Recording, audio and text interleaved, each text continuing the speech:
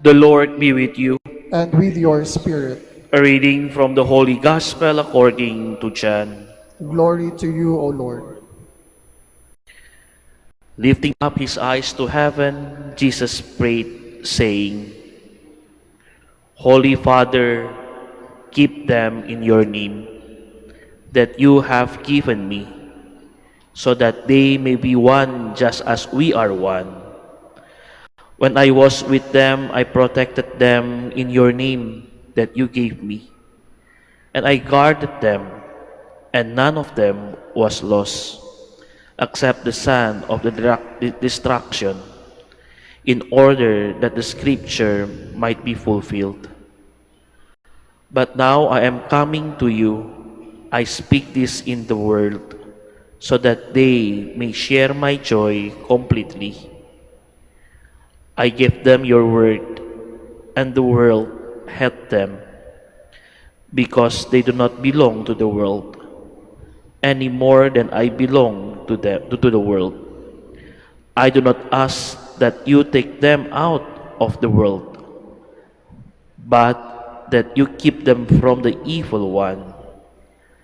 They do not belong to the world, any more than I belong to the world. Consecrate them in the truth. Your word is truth. As you send me into the world, so I send them into the world. And I consecrate myself for them, so that they also may be consecrated in truth. Brothers and sisters, the Gospel of the Lord. Praise to you, Lord Jesus Christ. Please be seated.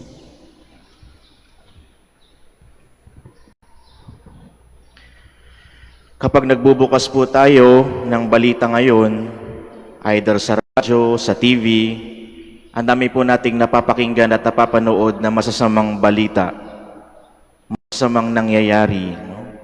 May giyera sa iba't ibang bansa, may kaguluhan sa politika, may pagtaas ng krimen, ang pagpatay ng tao na parang wala lang, at dumarami na rin ng mga taong nagloloko, nag-cheat at nagwawasak ng pamilya. Kapag nanonood tayo ng balita o nakikinig tayo ng balita, parang puro na lang problema at gulo. Minsan parang ayaw mo nang manood ng balita, ayaw mo nang makinig. Mas mabuti na lang manood ng Netflix o kung anumang pelikula yan, kaysa yung masasamang balita ang nakikita natin. Aware dito ang Diyos. Aware si Jesus noong panahon niya. Alam niya na sa mundo ay may kasamaan. Kaya sa ebanghelyo natin ngayon, makikita natin ang dasal ng Panginoon bago siya umalis. Bago siya mamatay sa krus. Bago niya iwan ang mga kadisipulo niya. Ano po ang ginawa ni Jesus? Siya po ay nanalangin. Nanalangin siya para sa kanyang mga alagad at sa mga susunod na mga alagad niya. Tayo po. Ipinalangin niya tayo, ako, at ikaw. Ano po ang panalangin ni Jesus? Ama, ingatan mo sila laban sa masama. Father, protect them from the evil one.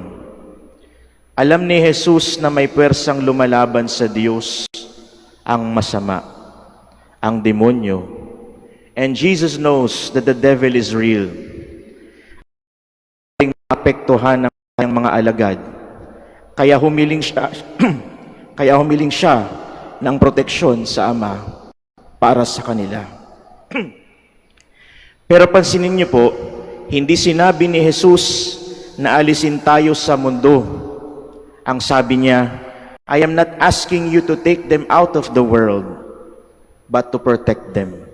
Bakit kaya? Pwede naman tayong alisin ng Diyos sa mundong ito. Pero bakit tayo, parang sinasabi ni Jesus, manatili kayo diyan? Bakit po ba?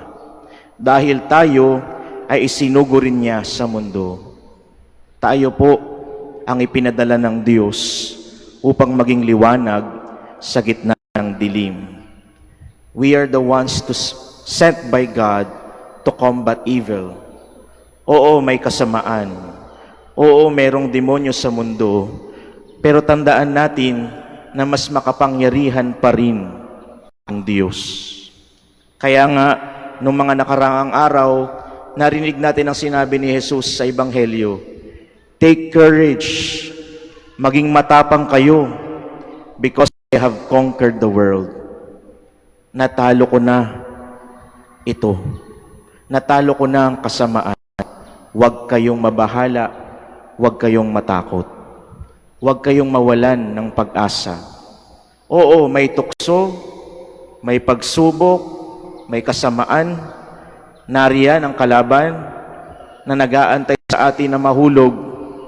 He will try to deceive us. He will try to divide us.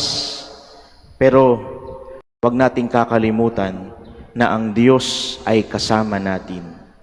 Ang Diyos hindi tayo iniwan, bagkus pinoprotektahan pa rin niya tayo. At hanggang ngayon, ipinagdarasal pa rin tayo ni Jesus. At kayo po, iniimbitahan niya na magdasal din, humingi sa Diyos ng proteksyon, humingi ng gabay sa Diyos upang hindi tayo maligaw ng landas. Ngayon po, paano ba tayo maproprotektahan? Gamitin po natin yung acronym ng PRAY, P-R-A-Y. Unang-una po, P, pause. Huminto sa ating mga laging ginagawa at magdasal. Tayo po ay kumonekta sa Diyos. Huwag nating kalimutan na sana araw-araw meron tayong koneksyon sa Diyos sa pamamagitan ng dasal. R, repent, magsisi sa ating mga kasalanan, mangumpisal, and ask for forgiveness from God sa ating mga nagawang kasalanan. Dahil ito po ay ang patibong ng demonyo sa atin, ang hindi pagsisisi, ang pagtitiwala na okay lang naman to. Anyway, konti lang naman ang kasalanan ko. Yan po ay patibong ng demonyo para tayo'y laging kasama niya. A, ask for strength and protection from the Father. Ang demonyo palaging nariyan, pero ang Diyos hinding-hindi ka iiwan.